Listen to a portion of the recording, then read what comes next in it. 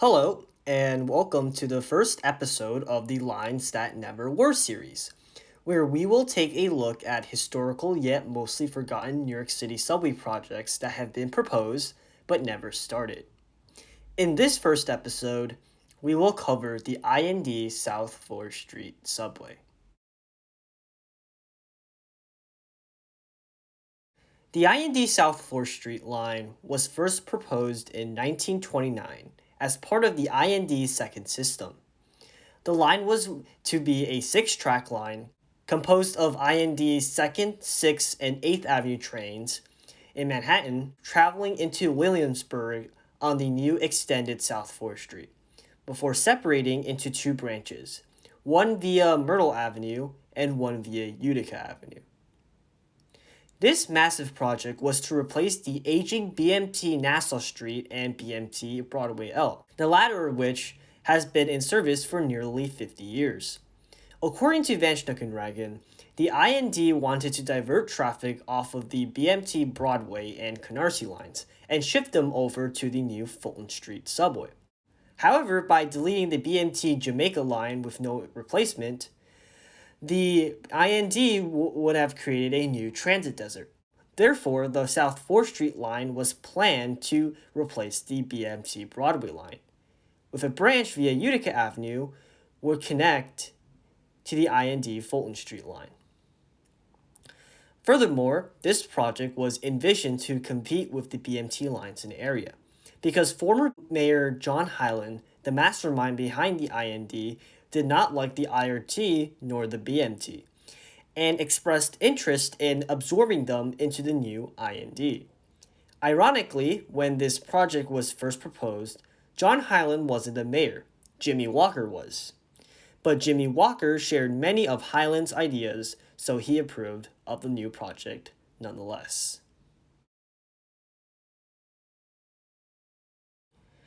Due to the Great Depression, the IND South 4th Street line was postponed. But by 1939, the IND South 4th Street line was proposed again, this time without the branch via Myrtle Avenue. But due to World War II, the line was postponed yet again. After the end of the war, the line was shelved due to the decreasing population of Williamsburg and Bed-Stuy, two neighborhoods that the line would serve. This line would never be proposed again, though the Utica Avenue branch portion was proposed in 1968 and proposed again in 2015 and 2022.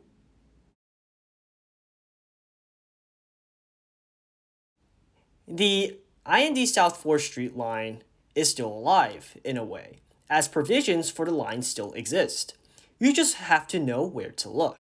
At East Broadway on the F line, the station is bi-level, with the lower level serving the F train and the upper level serving no trains. But this upper level would have served IND 8th Avenue trains feeding into the IND South 4th Street line.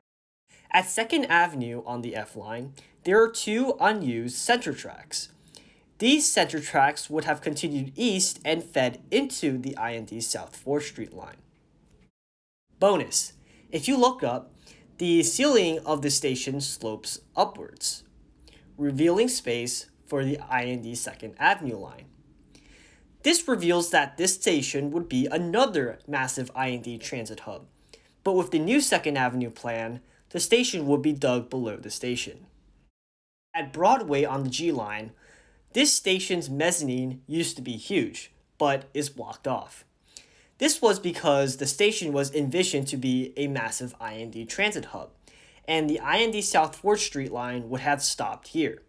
In fact, there's a station shell on the north side of the station, featuring space for 6 tracks and 3 island platforms. Notably, the shell was used in the Underbelly project in 2010. In my opinion, probably not. Even though Williamsburg and Brooklyn are seeing a rebound in population, the population here does not really justify a new expensive 6-track line. However, there is a few things the MTA should do that would benefit all riders in the region. The first is to obviously build the Utica Avenue subway, as that is worth the ridership. Stay tuned for a future episode on Utica Avenue. The second is to rebuild certain portions of the BMT Brooklyn line. That includes smoothing the curves at the Crescent Street S curve, the curves at Marcy Avenue, and the curves at Alabama Avenue. Next, rebuild Marcy Avenue as a two-island platform 3-track station. Demolish Hughes Street and Lorimer Street and replace it with Union Avenue, so that you could use that station to transfer onto the G train. And then build a grade-separated junction at Myrtle Avenue. Combined with the CBTC signaling between Delancey Essex Streets and Myrtle Avenue, this will greatly boost capacity and connectivity in the region. The third is to invest in new substations on the L line and extend its tail tracks past 8th Avenue. This would roughly double the capacity of the L train, as capacity on the L is limited by power issues and the tail tracks. All of these projects would cost a lot of money, but be considerably cheaper than building a 6-track line from scratch. In short, instead of building a new shiny parallel line, squeeze as much capacity out of existing lines, as that is cheaper and would probably take less time than building a new subway from scratch. Obviously, sublines are already maxed out, but others are not. Anyway, that marks the end of this video. What are your thoughts on the South 4th Street line? Let us know in the comments below. Thanks for watching, and have a good day. Now, onto the remnants of the line. The IND South 4th Street is still alive, as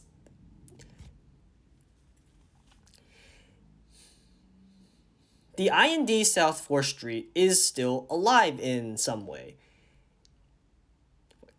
The IND South 4th Street is still alive, if you count the provisions. You just know the IND South 4th Street line is still alive in a way, as provisions for the line still exist.